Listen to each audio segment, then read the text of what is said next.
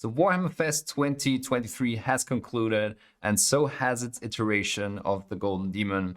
Time to go over all the entries, and boy, has it been some really awesome entries again this year. As always, I have chat with me down here, and if we learn anything from the past videos, then this is the place to look for the really savage comments. As always, we're going to analyze and see maybe why one placed higher than the other in the categories, and we're going to look at what has been really great, and I'm also going to let you know what I like best. But we're always going to do it in a respectful way because none of these guys actually asked me for any feedback. So we're just going to have a bit of fun looking at some really awesomely painted miniatures. But before we continue to talk about these awesome entries, let me give a quick shout out to this video's sponsor, Skillshare. Whenever we talk about top level paint jobs like these, people ask me, how do you even come up with these ideas? And what is the skill set that you need to plan and execute them? The thing is, brush skills will only get you so far. You need to develop skills and knowledge in all kinds of creative fields. Take any 2D art, illustration for example. It uses all the same principles that these artists use to stand out from the crowd. And this is where Skillshare comes in. Skillshare is an online learning platform that has tons of classes jam-packed with this particular information. Take the illustration class by Jazz for example, and a lot of things like light placement, color theory, how to characterize certain materials, and how to use references will all of a sudden simply click. And the good thing is, there's so many more creative classes. Skillshare's photography classes will help you understand your camera better and what you can do with it in any given situation. They have classes on how to come up with ideas, how to self-organize and be more effective. And you can even watch their business classes if you plan to start a commission painting empire. Personally, delving into a completely different art form like watercolor painting has had a lasting impact on my understanding of colors and pigment. And I'm sure if you try Skillshare, you too will have a lot of these eureka moments that you didn't even expect. I'm happy that Skillshare allows me to offer the first 1,000 people that click the link in the description a free trial of Skillshare for a full month free of charge. There's no strings attached. Join Skillshare for free today through my link and explore all of these exciting topics. And the best thing is you're supporting this channel if you do so. Now back to Golden Demon. I have been asked whether or not there's a couple of trends to notice, and immediately I said yes. One of the trends is that people are investing a lot of time into their entries.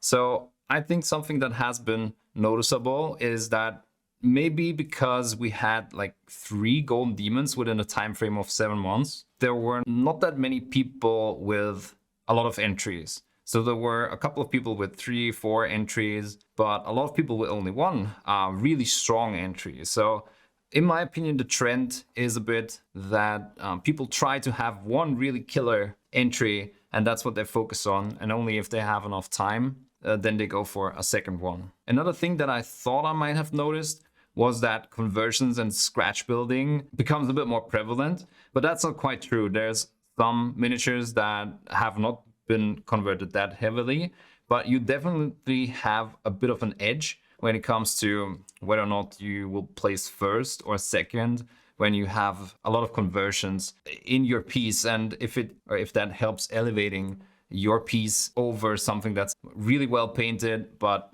no conversions or anything like that. And especially if you are telling a bit of an interesting story, if you just add another wow factor on top of your painting with the conversion or the scratch building. Another thing is, and I'd like to start with that category, what the hell is up with Youngbloods? I've been looking through the pictures up front, obviously, and I clicked on Youngbloods Bronze.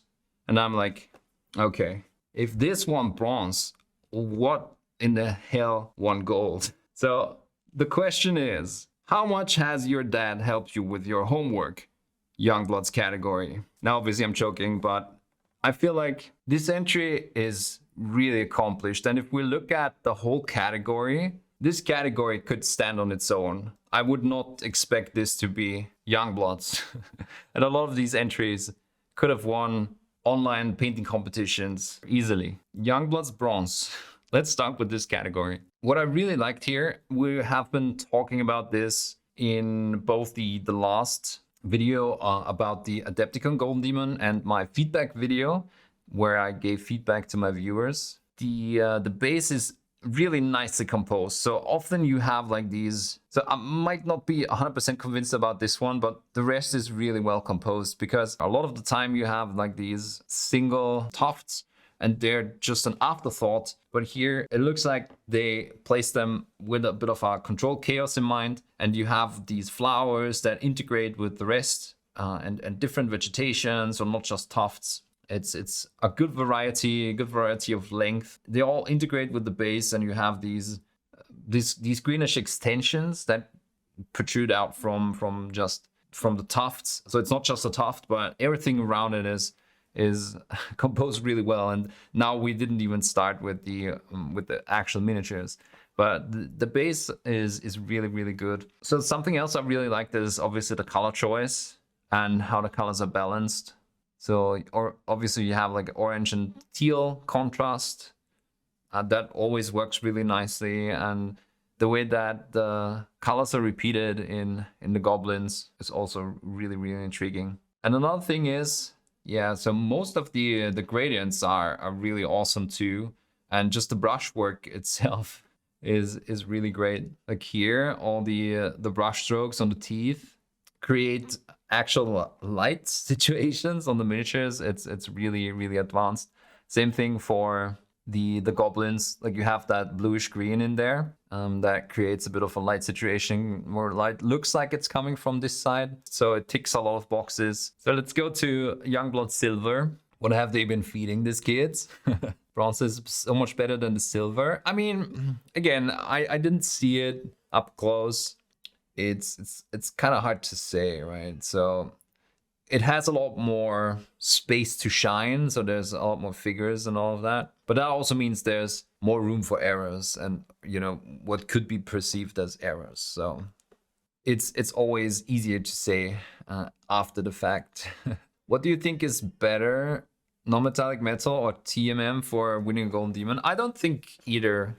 You can win a golden demon with TMM and non-metallic metal, and I think this has shown it, right? So the gold entry in 40k is painted in true metallics.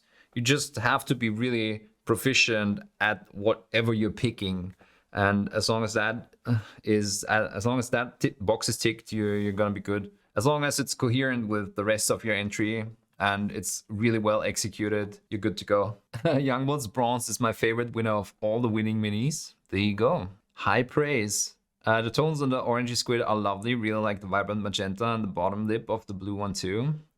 Yeah, so all of these colors, they just integrate really well with each other. Like the subtle differences where the orange goes into skin tones, and then you have the slight blue from below. I noticed almost all the winners used a really bright palette. It could be. So if you think about the Spanish school of thought, yeah, when it comes to painting, a lot of bright, a lot of intense colors. So that's a bit of a trend lately. So you definitely don't see a lot of grimdark painting, but there's a couple of like darker entries, as we're going to see, that want something. Blame it on the Patreons, blame it on the deads, but these Youngbloods could have won standard categories 15 years ago. I absolutely agree. Some of these Youngblood entries could have won back in the late 90s and the early 2000s, 100%. Yeah, so this one is a bit more of a subtle, a bit more subdued entry with a lot of, you know, black tones, because I think it's Iron Hands. I get where some people are coming from, but again, we don't want to put down any entries, especially in the Youngbloods category. So the other one has a bit more blending and a bit more, how to say, you can do a lot more things wrong if you use a lot of colors, but in this case he absolutely nailed it. Yeah, that should be considered a plus. And when people say this is more of a muted palette and all of that, I guess, yeah, and maybe some of the blends are not as good. Why did it place above the other? I don't know, but it's kind of tough. Again, we didn't see it up close. And this is still a really great piece. And again, if we talk about, you know, going back in time and this entering this one 15 years ago, this would have still been a really awesome entry in the standard categories. Yeah, I mean, I like the non-metallic metal. It's all the right colors.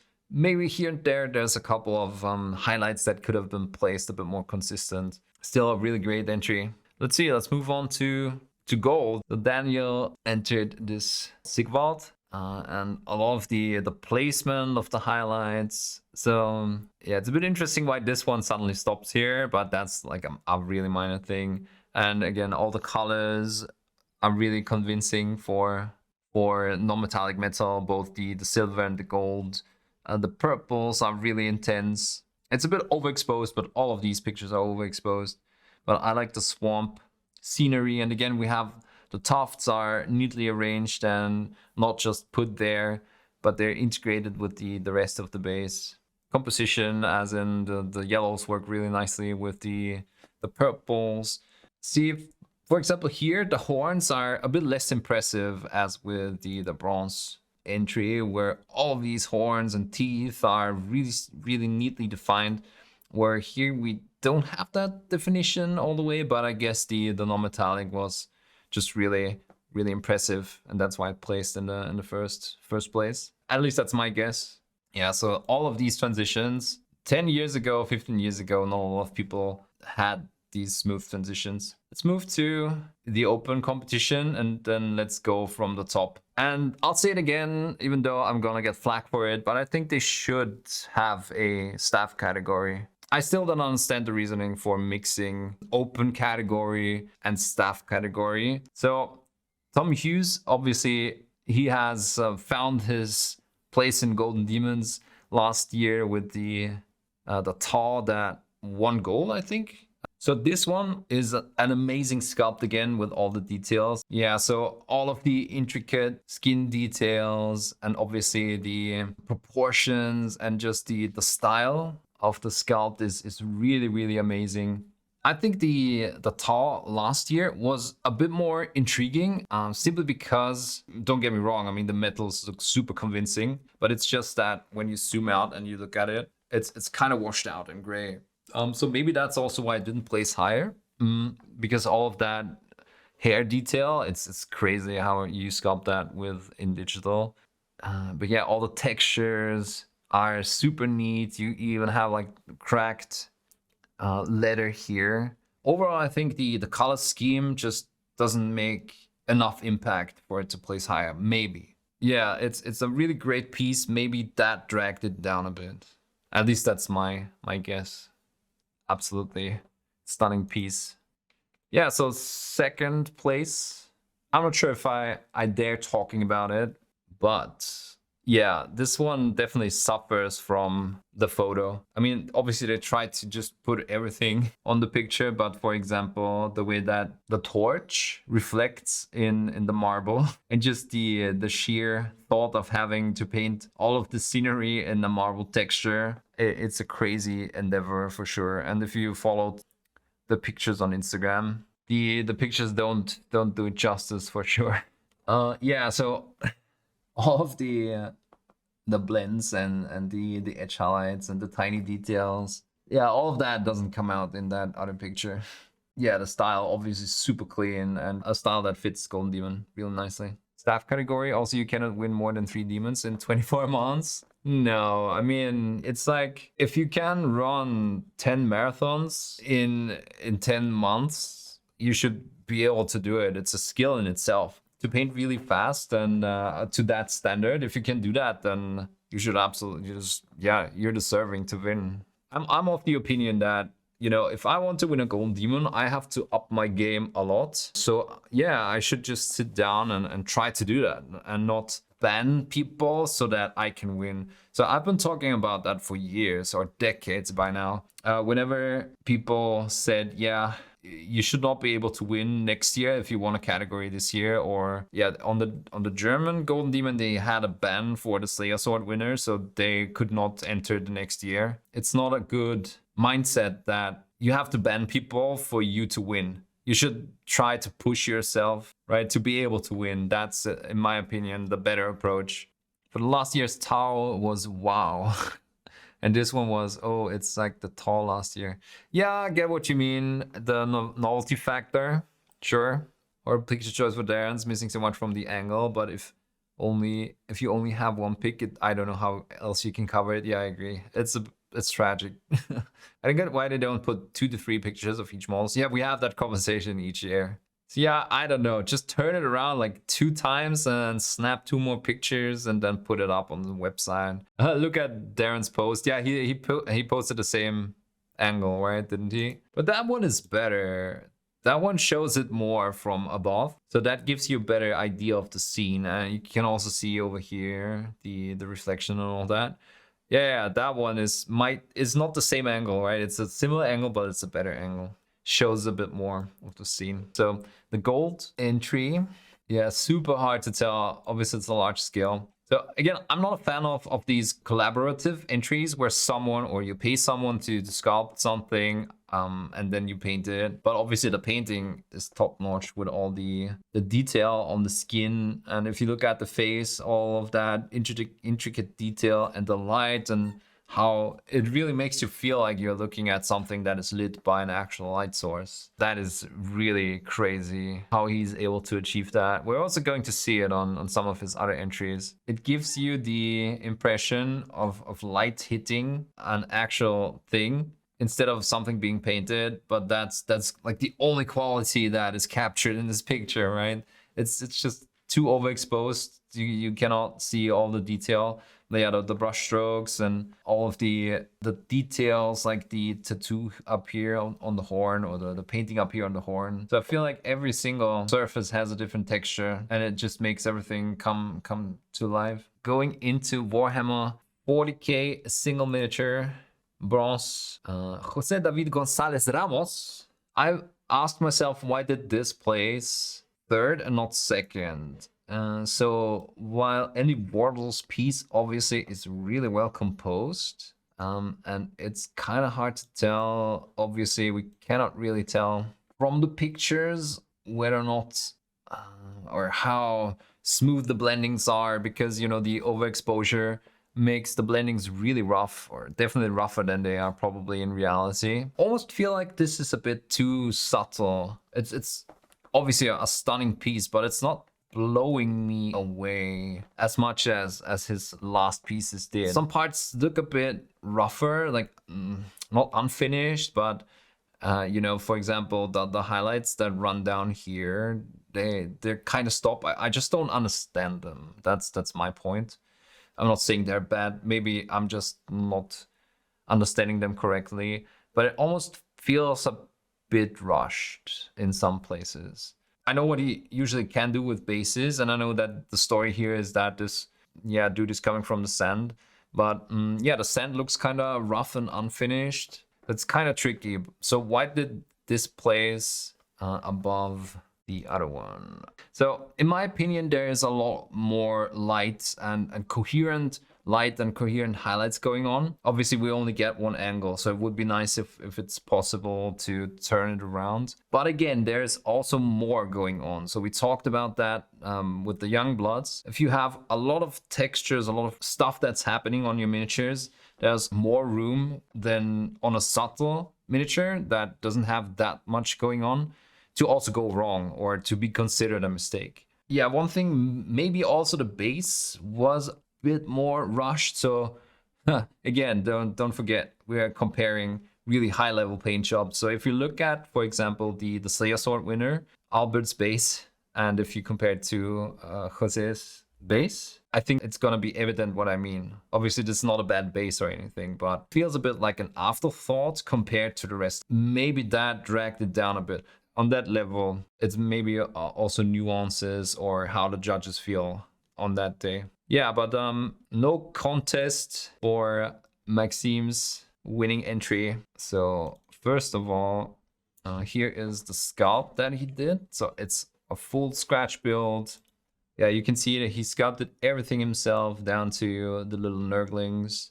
And you can see that he's super proficient with textures and different materials, like this bloated skin part and the skin integrating with the armor, the cracks in the armor, all of that, and the little nurglings being super detailed and trails coming out down here, even on the nurglings, the tentacle texture, and yeah, just the forms and shapes and all of that. Yeah, really accomplished artist. And then obviously we have the painting. So he has them a bit underexposed, but yeah, here we can see better how even on the flat surfaces, he placed all of these textures, and it's just crazy how much work went into this. So I haven't asked him, but you can also see down here the color interaction. So the small bluish highlights on warmer tones just makes it. So he definitely knows his color theory, and the bit unconventional, more bone colored armor. We talked about it. So he did metallics for his entry. So the question earlier was, should you do non-metallic metal or true metallics? And again, it doesn't matter what you do, as long as you can execute it really well and in a convincing way, you're good to go either way. So whatever is easier for you to really push yourself on to a really high level, that's what you should be doing. Again, how the colors harmonize, all of the individual textures, the sculpting, and if we turn it around, all of the details, all of the sculpted details, really intriguing, and yeah, everything just really comes together. So not many more praises to sing, but yeah, here you can see that how overexposed the picture is. Everything is so bright. All the highlights kind of come together, are washed out. The overexposure on the bronze really hurts the impact of the flaming sword, which looks washed out. Yeah, again, we just talked about it, right? That's with every entry. I think it hurts all the entries. Also hurt Andy's entry, like over up here. Also really suffers from the washed out pictures. In person, Andy's piece was very smooth. Yeah, again, it's, you know, overexposure always makes textures look super rough. So it makes the metallics up here look super flat. It doesn't really charm the pictures at all. What are the rules for sculpting and converting outside the open category? I always thought they had to use Games Workshop models. No, if we read through the guidelines, conversions and scratch build entries are allowed as long as they are in scale and set thematically within one of Games Workshop's worlds or universes. So you're totally good with a scratch build. I thought this category required it to be a Games Workshop sculpt. No, he also won another gold last year. And I mean, as long as he can keep it up, right, he has a subscription for a category win if he always does something as awesome as this, right? It's a bit of a David Soper thing. He had dips on the Slayer sword for a long time with his style because he was just hitting the nail on the whole okay, everything has to be executed down to the last pixel, and he was able to pull that off more than anyone else. So yeah, he had a subscription for that Slayer sword for a long time, simply because of how the competition works and how models are discarded because of errors, or, you know, perceived errors. And I think Maxime has a good system figured out to win a lot of Golden Demons in the future too. The Necrons in second place has more pleasing color scheme over Castle and Crow in the third place. Yeah, like I said, it's a lot more subtle, and subtlety is sometimes a bonus, especially if there's a lot of stuff going on, right? You can easily lose yourself in the color scheme. I don't think this is a bad color scheme. It's still good, right? This is a bit more subtle. So maybe the judges prefer that. Other judges might have preferred this one. So again, Golden Demon always is a bit of a lottery. They do seem to punish more painterly styles in favor of smoothness all the time. Yeah, they do, 100%. That's because the miniatures are discarded based on visible brushstrokes and out-of-place brushstrokes, which a painterly style doesn't care about whether or not one brushstroke might be slightly off. It focuses more on contrast and all of that. So basically what you want to do is you want the expressionism that a painterly style has condensed into a really smooth style. So this is usually what Maxime does pretty well. He has a really like a sketching style. He even said that himself. But he manages to channel this style into texture and making it appear smooth. Not that this is rough or anything, but yeah, he just combines both worlds really nicely on top of everything being scratch built. And yeah, that's what you want to do for Golden Demon. Okay, let's move on. Next category, Warhammer 40k large model. So really impressive contrast on the wings. So in my opinion, wings are always difficult to do. So maybe a tiny bit rougher in some places, but I think the overall contrast just was worth it and was yeah, pushing this probably over other entries. So there's a lot of subtle like blood going on the base. The colors fit together nicely. So I don't know who said that earlier, where this is an example for a more muted scheme in my opinion. Some decent non-metallic metal going on. Hard to say because of the pictures, but it looks like some texture painted on here too. Yeah, really well rounded. The more pinkish purple, magenta highlights through the OSL on the chest and the sword. Yeah, they fit in nicely with the scheme. Yeah, so variations of purple, magenta, and red building this color scheme. Yeah, super solid, well-rounded. Yeah, nice horn texture from what I can tell. Okay, second place. Wait, that's like a demon prince of Slaanesh.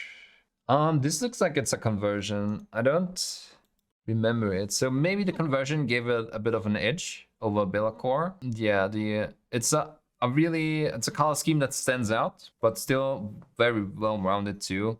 You have the turquoise color in the tabard and the sword, and generally the steel metallics and all of the gems. So it's a really nice example for a binary color scheme where you have two prevalent colors, one of them being a bit more intense and the other one taking a bit of a backseat. But you know, when we go into the base, that turquoise becomes a bit more front and center. So that's a really good way to balance a color scheme. Yeah, and then you have the more neutral blacks and gray highlights. Yeah, really well rounded. Gold in Warhammer 40k large. Is this avatar? Even on the lava, I feel like this is Heavy Metal Plus, right? So a really suitable style for the Golden Demons. Yeah, so pretty heavy metal metallics, and also the tabard is highlighted more in a heavy metal way, where it's more to focus on the edges. Yeah, there's a little subtle volumetric light going on, but the focus really is on the edges, like up here and running down here. Yeah, but within these confines, they made the lava work, I guess. It's kind of tricky to make good lava effects, and there's like one way where you do super rough a sketching style, and you just try to push the yellow here on the inside with a white underpainting and all of that. I think it's difficult to pull off in the style that he was going for. So from a technical aspect, this is a really, really nice entry, I'd say. I talked about it earlier. This is the tuft situation that I don't really like all that much, where it's like a single color, and then you have the same tuft on there like 50 times. You know, that's just not how grass works. I mean, I get it, sometimes it looks like that, but generally it takes me out of the immersion. It kills my immersion a bit, where yeah, it just looks too plasticky, if that makes sense. I mean, again, the rest of the paint job is super awesome. It's just that small detail that we talked about earlier with the Youngblood section. I mean, again, the base effect looks super awesome. Maybe they thought it was a bit too basic because this is basically black, right? But of course, they're sacrificing contrast on the black for the sake of the turquoise to stand out.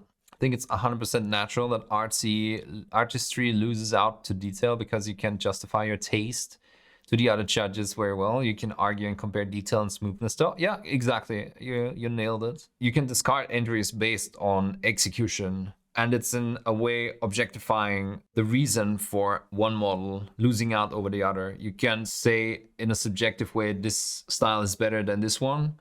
So you have to base it on some quantifiable property of the miniatures. That's what they're doing. I don't think this should be first. The lava isn't all that great, but the rest of the picture is great. Yeah, see, the lava is great within the style. It's really awesome, right? It's super neat, super detailed. It's not ultra brave, but it's executed really well. So that's probably why it did better. Be'lakor should be first. Yeah, it's tough to say. This is still a great entry with a lot of subtle color transitions and color composition and all of that. This one is a bit more straightforward. So again, straightforward, technically executed to perfection. And in my opinion, that's what they're looking for. So yeah, you can grasp a bit easier how technically well this is executed over Bellacore maybe. I feel like what really makes the entries great is not just the painting, but the composition, and the demon prints is just the nicest in that. I agree. But maybe that's not their focus, like we just said, right? Right. Let's move on to the next category, which is Warhammer 40k Squad. So Marcus with a bronze winning squad of Iron Warriors with some poor Imperial Fist victims down here, some of them still kicking. The one thing that is a bit of a pet peeve of mine, and something to maybe keep in mind for when you want to enter something into Golden Demons, whenever you do a diorama or some scenery to go with your entry, try to look at how walls look, like individual stones on walls. So what he did here is he took a ruler, I don't know if he took a ruler, but some straight object, and then he carved alongside that or along that. And that's not necessarily how individual stones work, right? So one of these stones would maybe tilt a bit under the pressure and just have this side a bit lower and that one's a bit further up. Yeah, or this edge up here gets a bit rounded and so on. So again, we talked about tufts and being taken out of the immersion, not really selling the illusion of this being something taken out of scale and shrunken down. So those are small details that I don't know whether or not they take that into consideration. But again, if we compare, for example, this to the Slayer Sword winning entry, that's definitely something you can think about. Just also try to not just build whatever scenery, but make it really realistic.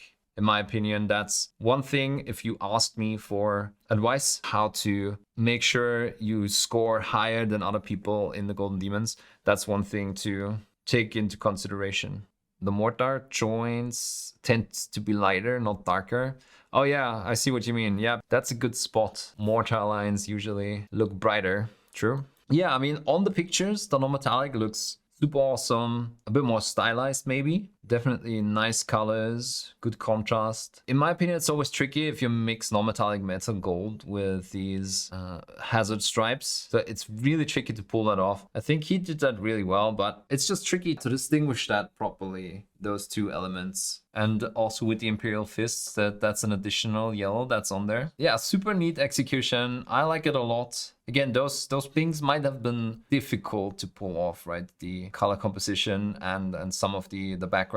That's maybe why some of the other entries had a bit of an edge over it. Yeah, so here this picture, unfortunately, is not saying a lot. From this picture alone, it looks, the metallics could be executed in a godlike way. It's a bit, in my opinion, less spectacular than the second place. The base is kind of being in a very similar gray with a slight wash. The black metallics, steel metallics, kind of basic, and the black looks a bit just edge highlighted. The plasma effect, I'm not sold on it either. So again, super bad picture, but I almost would have placed third place over second place. But it's really hard to tell. I think this takes the cake for worst Games Workshop showcase photo. Okay, take a picture where you can see everything, but then just do 1/3 of this, right? And just place a close-up here so that we can see things. You're not doing the painters any justice. Silver Space Marines in front of gray walls were a mistake. Yeah, probably a bad choice too, unfortunately. So at that point, the question is, maybe it would have been better to ditch the back wall here, or just maybe to support a bit of a counterbalance, like counterbalancing lines. So you have this line ascending from this Marine over this one to this one, and then kind of culminating with the back, in the back with the big bad boy. You could have cut the whole diorama here and just made that wall stand up a bit, or stand out a bit, that part of the wall, and ditch all the rest. Or support this line by kind of cutting it back here and just having the stones kind of elevates and slope up here. Yeah, and then maybe have a bit of a background. Maybe place that stained glass window back here. I mean, again, he didn't ask me for any advice, but I also want to make these videos a bit of a learning experience. I hope that resonates with you guys, and I hope no one takes it personally if they listen to it. Don't know why they took the picture from a balcony. So they took the angle that they should have taken the pictures of Darren Latham's entry. Yeah, so the Warhammer 40k squad that won this category is this Pirate Warband. I have no idea what's going on, but that's just me. The things that I like are the, you know, the traditional freehands back here. I think they're probably super nicely executed. At least from, you know, from here it looks super crisp, and it's a bit of a retro vibe that we get from the Weathering 2. Like the stains here look super nice. I'm a bit, the purples, they kind of give me a slap in the face. So this almost looks like there's two warbands that have been mixed. But again, it's just the first impression that I get, right? So that purple slaps me in the face. And zooming in, I feel like all of the weathering, the edges, the blackened edges and all of that looks super crisp. And the highlights on the purple also look really neatly executed. Yeah, anything else is really just hard to say. I kind of wish, again, we would get at least one close-up, because like I said, all of these edge highlights and edge wear and tear, and also the shading on the skin and the placement of the highlights and all of that looks super accurate. So in a way, Warhammer Avengers. Warhammer 40k vehicle category. So on first sight, this looks great, right? But the overexposure is so hard. It just makes it so weird. So all of the metals look really, really neatly executed and weathered. And I like the freehands here a lot. Like the cracks, super amazing. I'll have to steal that texture. That's a really nice idea for Death Guard. Yeah, base looks solid, not super convincing. Like it looks like we can see a couple of airbrush highlights here. Again, the benchmark kind of becomes Albert's base, but we'll get to that. Oh, I made an oopsie. I should have started with bronze. So this winter streaking entry by Gregor Pilarski. It almost looks a bit, you know, this kind of reminds me of historic competitions where this is kind of standard, is a plaque like this. So the execution looks really awesome from here with the streaking and all of that. I always liked entries that took scale modeling techniques and place them into the 40k universe. I always like that, with the tracks pressed into the mud and the melting snow and the whitening and the streaks of white paint running off, the weather affecting it, the blackened edges, the rust coming through and the rust streaks and fuel streaks and all that. Second place, this Alpha Legion Dreadnought.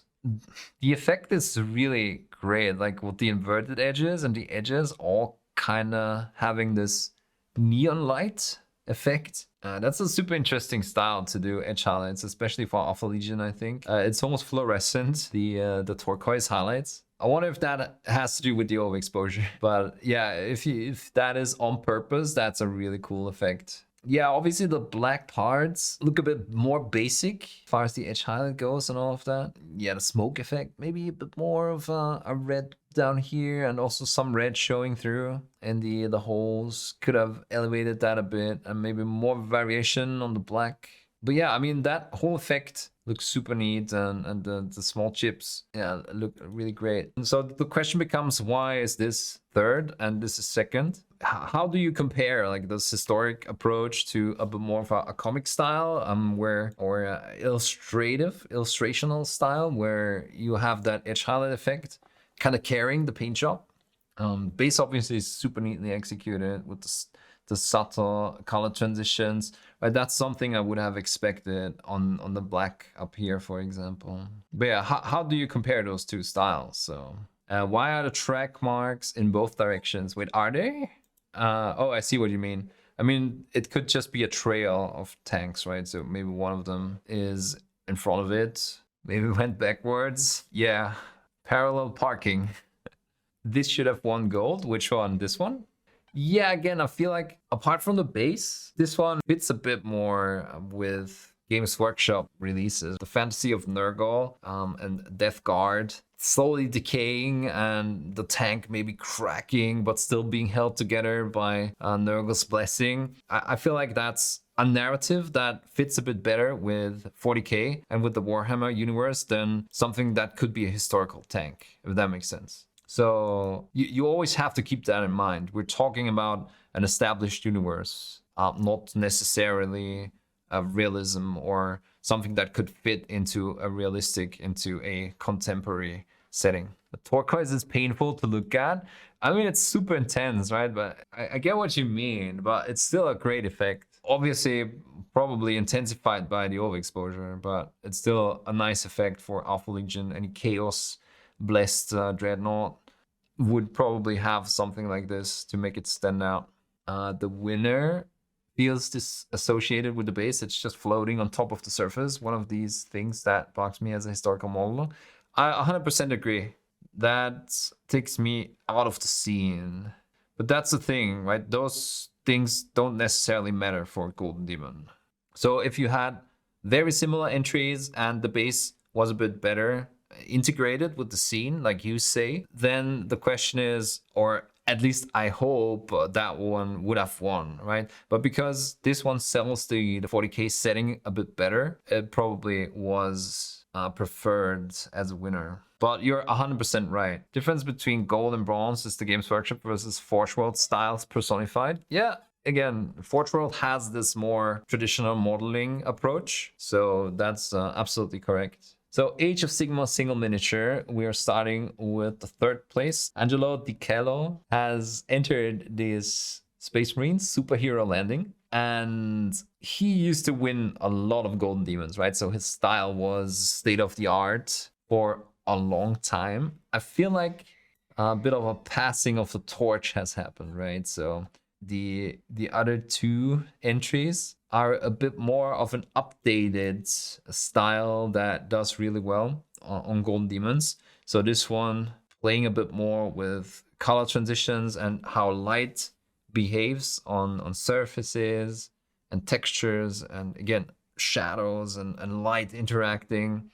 I think they even paint the way I remember this model is that either he resculpted parts of it or he just used paints to add like the movement of the two muscles, where that shoulder bends forward because he walks and the tissue gets squished together a bit here between the two muscle groups. Yeah, everything fits together super nicely in the same way that Angelo does it on his pieces. But I feel like Albert, for example, has everything dialed into 100, where all of the transitions become extra smooth. And the crazy thing is all of the bases, or yeah, all of the details on the base. It's like, again, this is state of the art, the new state of the art. You have to execute your bases down to the T. I mean, obviously this down here looks bit more dry brushed, but it just fits the texture in my opinion. If we neglect this part here, again, it still fits, but just looking at all of the rest, it's painted like the miniature, right? The same detail is on these rocks as is on the miniatures, and the same color and light situation. Yeah, it's just crazy.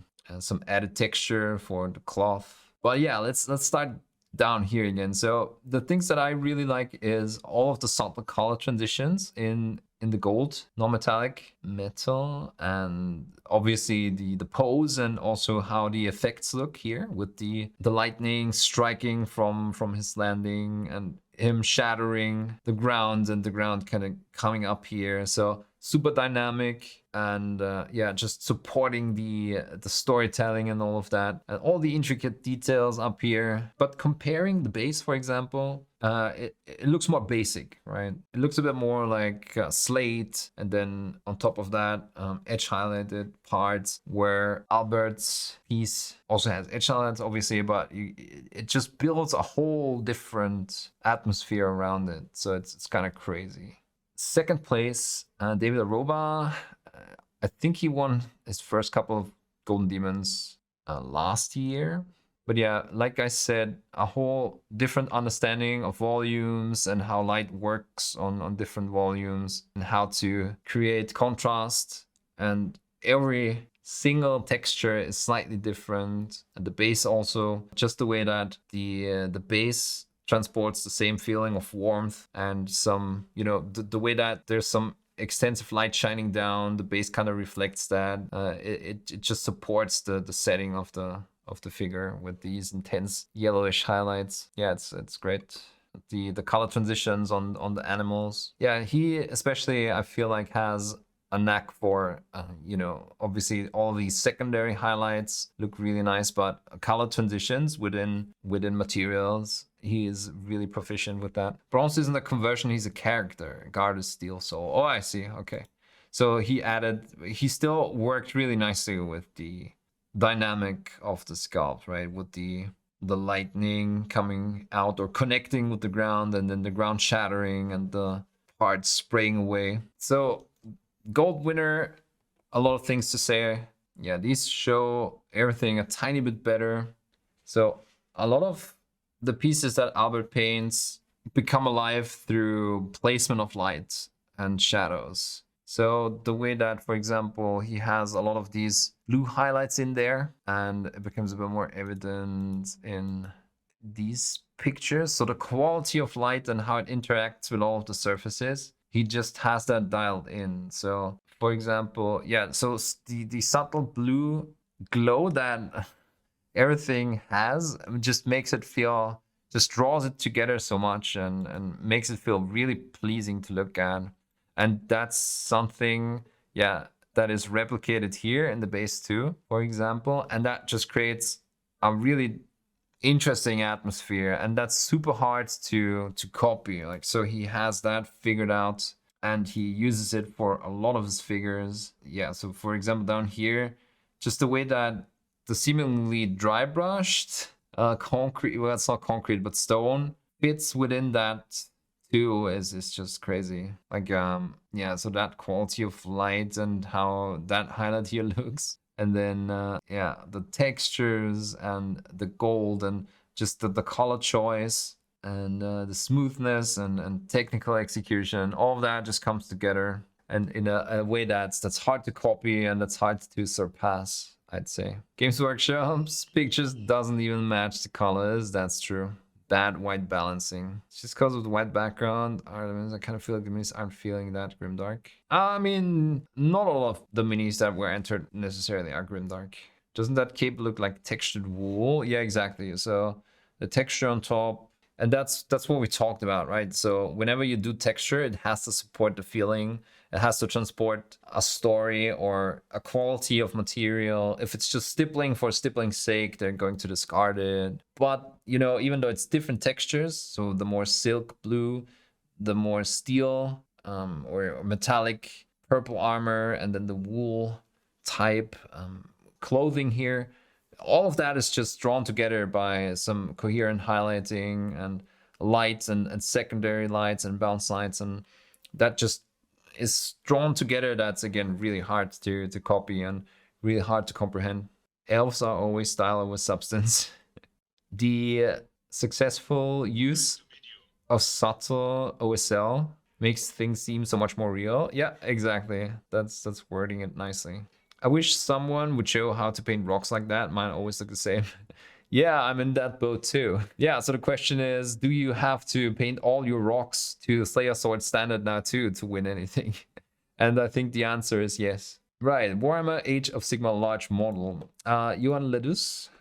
Again, I think he took like a, yeah, so that's a lot of conversions from a Sylvaneth tree being, I don't know how you call them. So he is, yeah, usually taking Games Workshop models and, yeah, giving them his own style. And I don't know if it's painted. I'm guessing all of this detail is painted, so that's super crazy.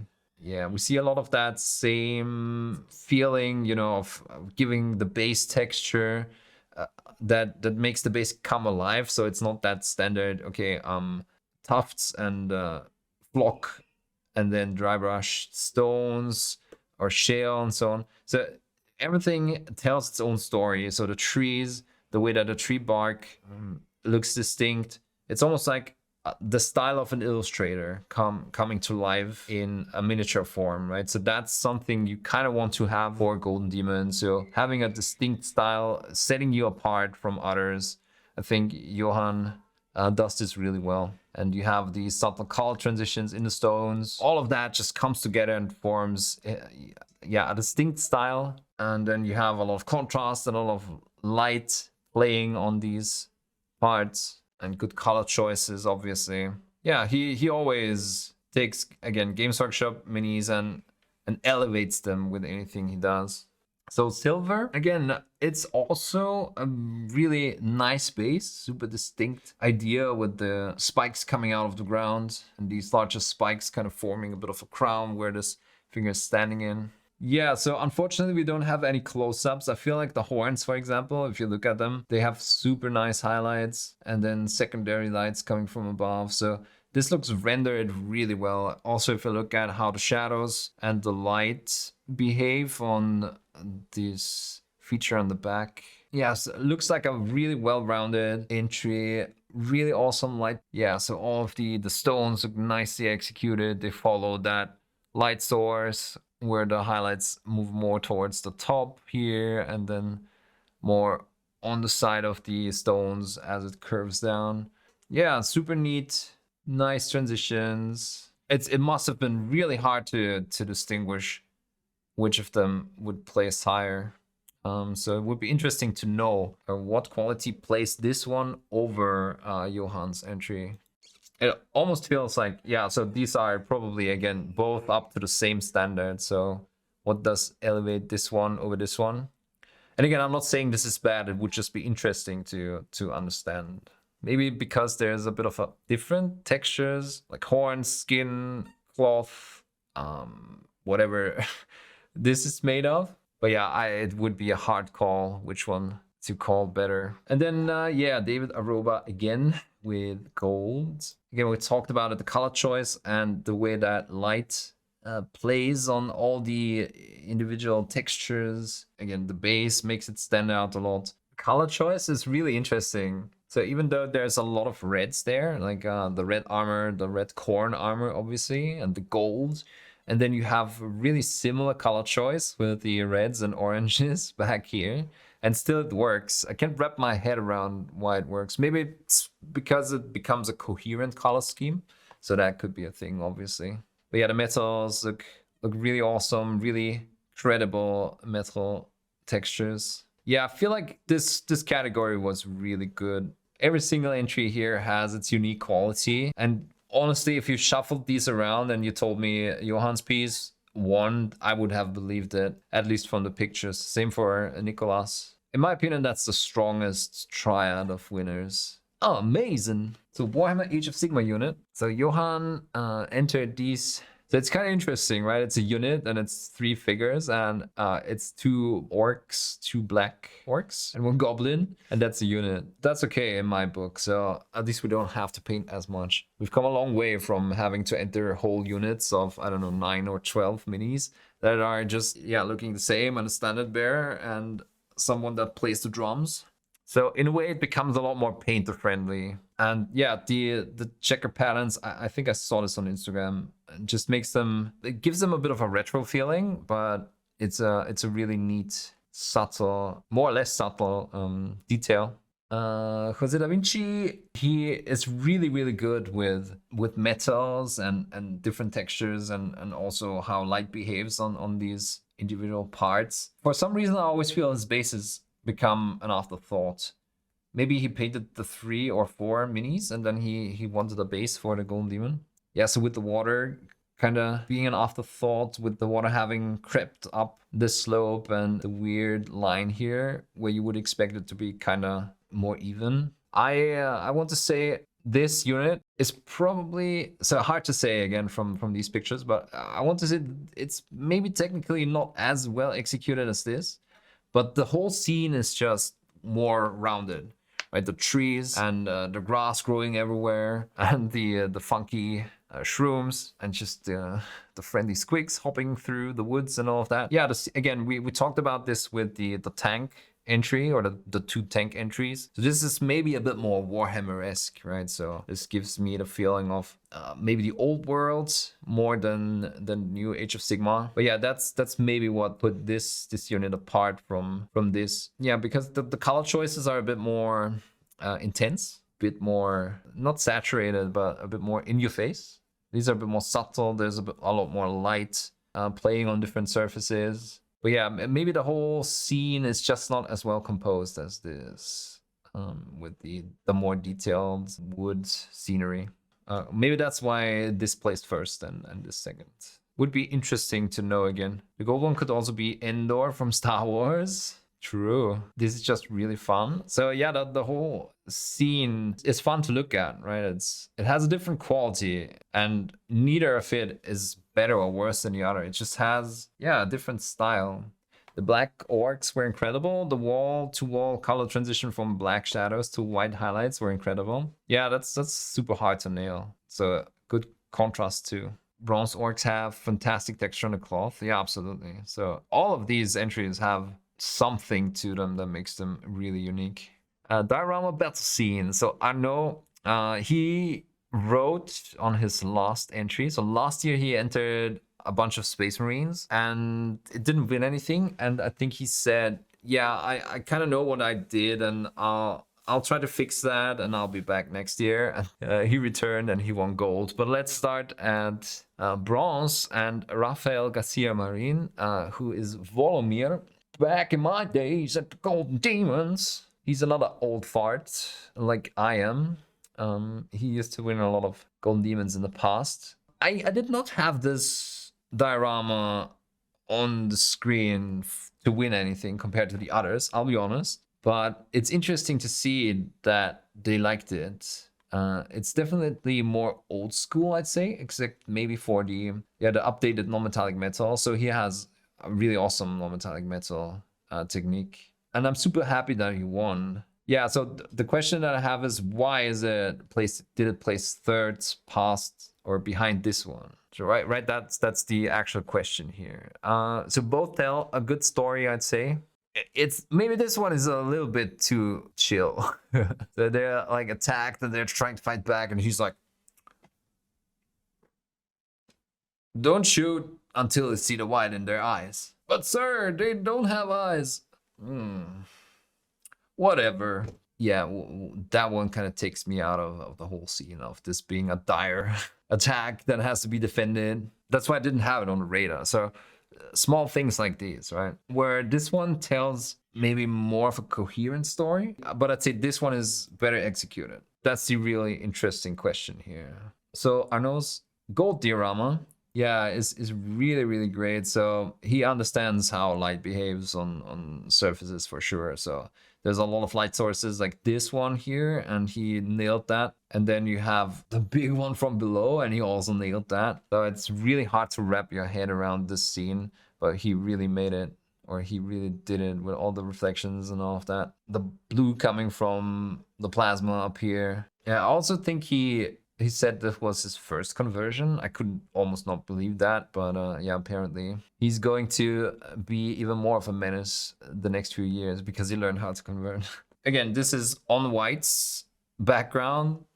It doesn't really work all that good. So let's see. On a black background, this works a lot better. Yeah, on a black background, this works a lot better. Again, really awesome. Hard to wrap your head around all of the light sources, and he really managed to do that. I like the plasma pistol on the gold one. It's definitely an interesting contrast, right? So the cool plasma here against all of the flames. At some point, what is a diorama? I find that more entries in the unit category or even in singles are more diorama-like than the silver entry. I mean, I don't know about silver entry, but yeah, because you only have to do... So if you took this one and you cut away the ghosts, then this could be a unit entry, right? So it becomes a bit more fluid. Yeah, which category, which entry goes into. But at the same way, that's better in my opinion, because you have a lot more opportunities as painters. So it becomes less strict. You can be a bit more creative. And as long as the entries don't break any rules for the category that they're entered in, that's totally fine in my opinion. Okay, Duel.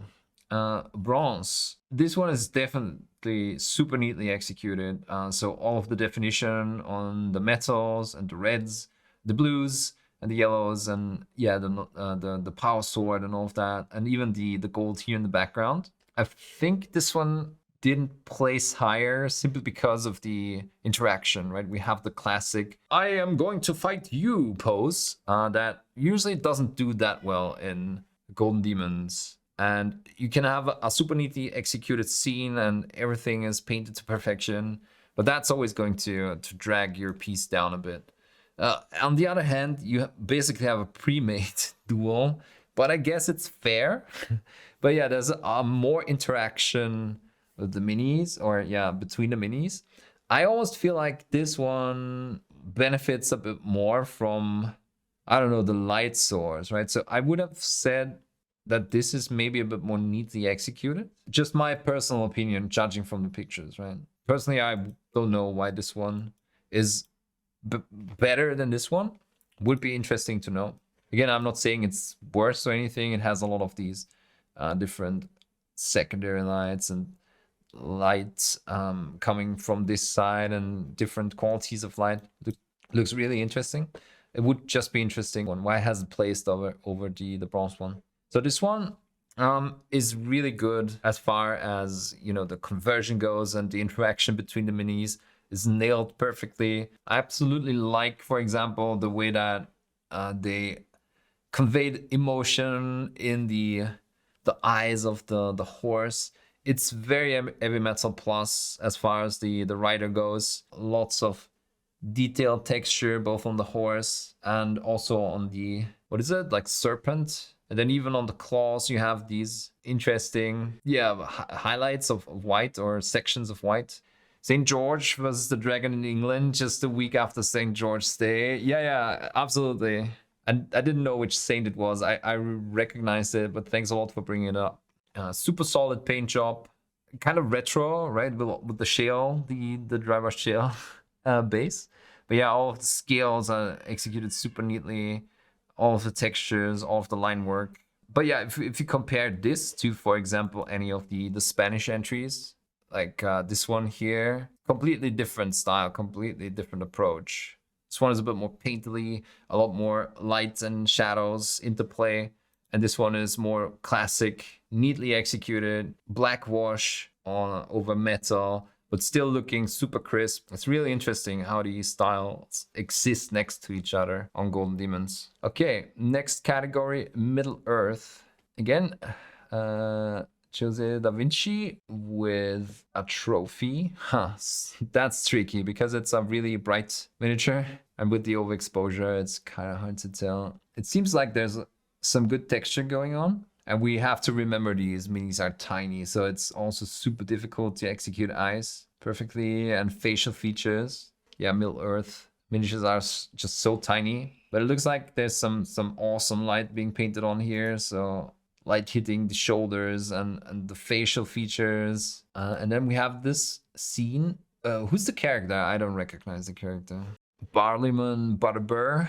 Bartender at the Prancing Pony. Ah, okay. I would have never guessed that. Weird angle to take a picture from. But yeah, it looks like they executed a light source because there's shadow hitting down here. And yeah, like the socks have texture.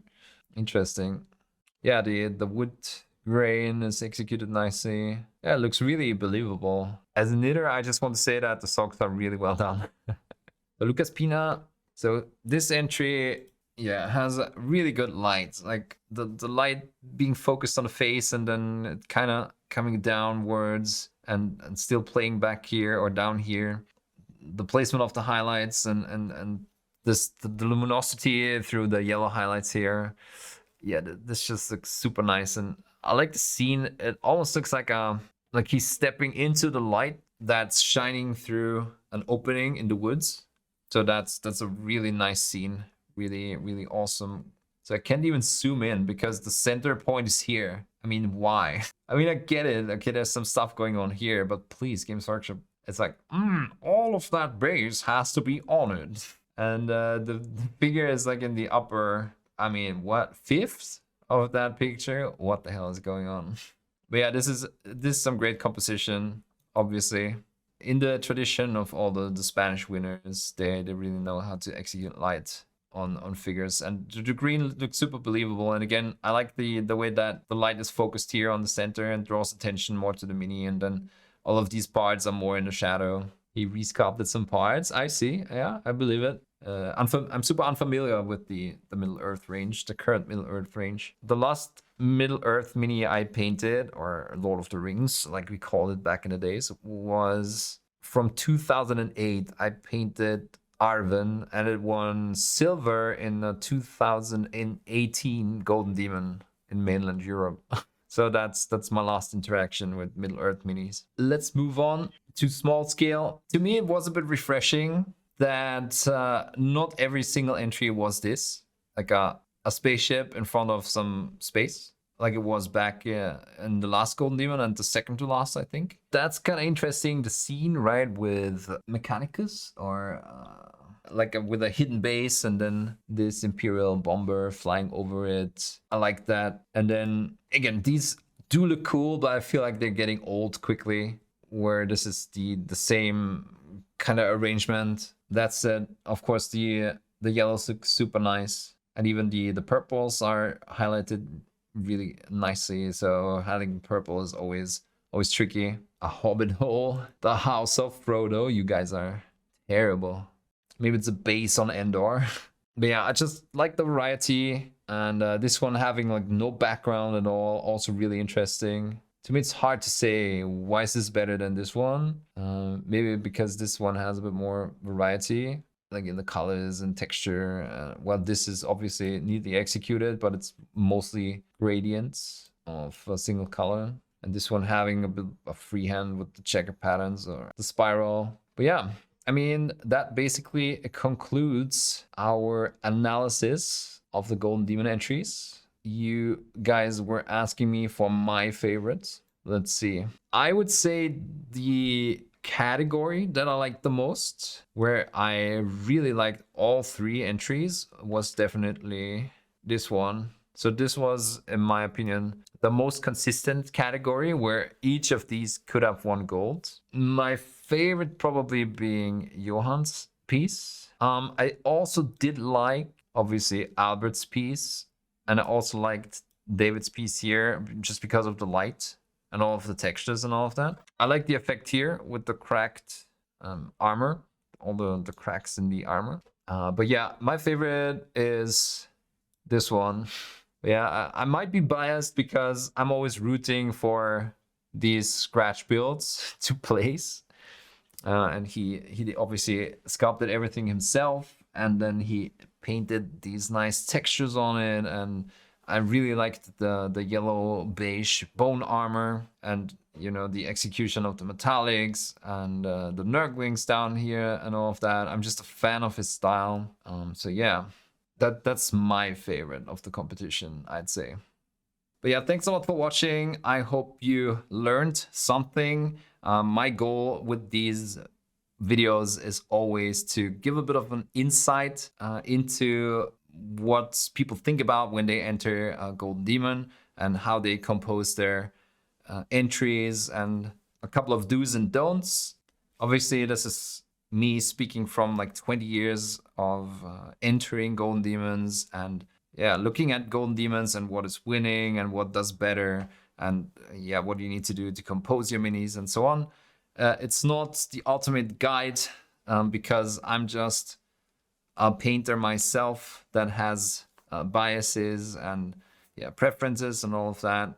Keep in mind that when you enter Golden Demon, it's always going to be a bit of a lottery, but I hope what we talked about today gives you a better idea for your own entries. If you have any questions, any comments, put them down in the comment section. Definitely let me know which one was your favorite, and I'll see you in the next video. Thanks for watching.